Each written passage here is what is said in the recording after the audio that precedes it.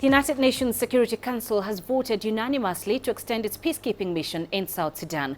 The 15-member council agreed to prolong its mission until August 12 to give diplomats more time to consider other options. The mandate was due to expire on Sunday. The UN says it needs time to consider sending in more troops to South Sudan, as well as imposing an arms embargo on the country. It's also sounded the alarm on more violence this weekend in the southern states of South Sudan. We have to get this right. But it also must be done with great urgency. Let us not be fooled into believing that time is on our side. It is not. Events in recent weeks have demonstrated how quickly violence can reignite and how devastating are the human consequences when it does. We have just received very disturbing reports of significant violence in the Equatorias in South Sudan. And all of us need to be on alert, I think, this weekend because events could spiral rapidly out of control yet again.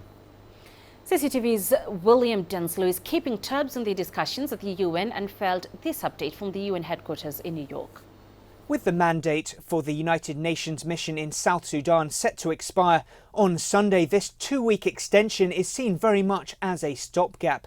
And this vote at the UN Security Council was unanimous, but Council members warned that more action is required. Now, the United Nations Security Council is still discussing the possibility of an enhanced presence in South Sudan that would include a stronger mandate to include offensive operations. Now, before the vote was taken, US Ambassador to the United Nations, Samantha Power, warned that it was absolutely vital for the United Nations Security Council to make the right decision. Now, the African Union very much supports the United Nations having a stronger mandate in the country in the wake of an escalation of violence in the country at the start of the month. But Council members want to have more dialogue with regional members before they do go ahead and make that final decision on potentially strengthening their mandate in the country. Now, there's also the possibility that they are discussing the chances of having an arms embargo in the country. That's something very much advocated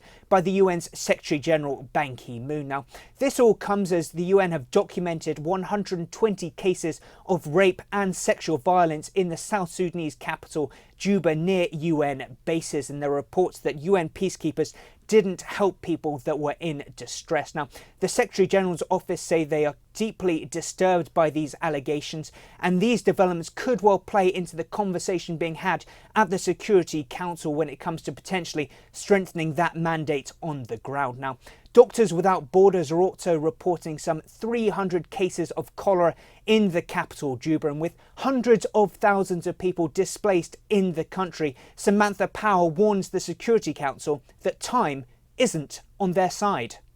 William Denslow, CCTV, New York.